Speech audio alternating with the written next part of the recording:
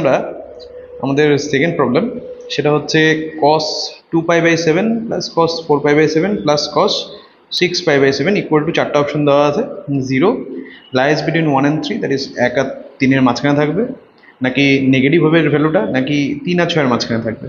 তো আমাদেরকে এটা ফাইন্ড আউট করতে হবে। তো যেটা কোয়েশ্চেন দেওয়া আছে দেখা যাক একবার সেটাকে।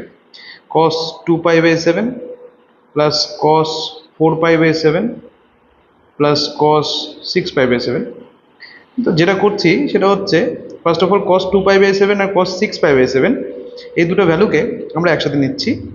সো cos 6π/7 প্লাস cos 2π/7, আর এর উপর আমরা cos c plus cos d ফর্মুলাটা অ্যাপ্লাই করব। তো cos c plus cos d যদি অ্যাপ্লাই করা হয় তার মানে 2 cos c প্লাস d/2। তো হিসাব করে দেখা যাচ্ছে c প্লাস d/2 করলে আসছে হচ্ছে 4π/7 into cos c minus d/2, that is আসছে হচ্ছে 2π/7 প্লাস cos 4π/7। ওভারঅল যা দেখা যাচ্ছে cos 4π/7 এটা কমন যাচ্ছে, পড়ে থাকছে 2 cos 2π/7 প্লাস cos 1 পড়ে থাকছে প্লাস 1। আচ্ছা, তো এই যে cos 4π/7 into cos 2 cos 2π/7 plus 1 আসলো। এখন এই দুটো ভ্যালু দুজনেই কি পজিটিভ, দুজনেই কি নেগেটিভ, দুজনের ভ্যালু কিরকম তার উপর ডিপেন্ড করবে যে কোন অপশনটা ঠিক হবে।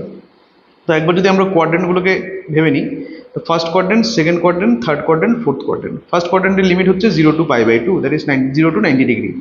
সেকেন্ড কোয়াড্রেন্টের লিমিট হচ্ছে π/2 to π। থার্ড কোয়াড্রেন্টের লিমিট আমরা জানি π to 3π/2, অ্যান্ড ফোর্থ কোয়াড্রেন্টের লিমিট এগেইন এটা 2π হয়ে যাচ্ছে। সো দ্যাটস ওয়াই আমরা কি করছি, ফার্স্ট অফ অল এই 4π/7 এই অ্যাঙ্গেলটা কোন কোয়াড্রেন্টে আছে এটাকে একবার খুঁজে বের করা যায়।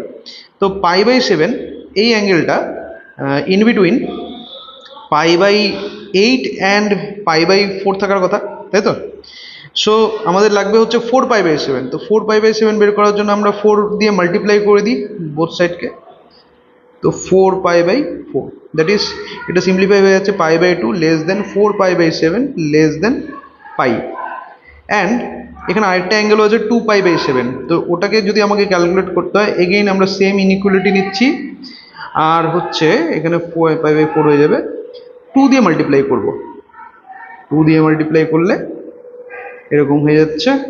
সো দ্যাট মিনস এটা হয়ে যাচ্ছে π/4 লেস দেন 2π/7 লেস দেন π/2।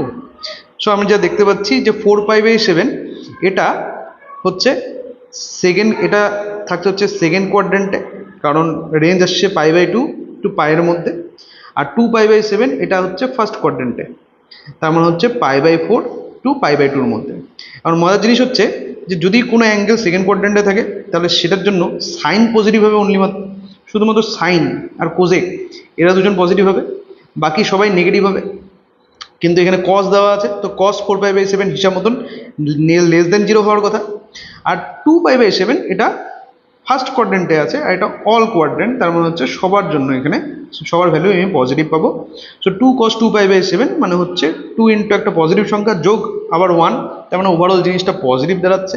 তো নেগেটিভ ইন্টু পজিটিভ মিনস অ্যান্সারটা নেগেটিভ হচ্ছে। তো সঠিক অ্যান্সার হচ্ছে যে গিভেন এক্সপ্রেশনটা সেটা একটা নেগেটিভ ভ্যালু দেবে। ঠিক আছে, থ্যাংক ইউ।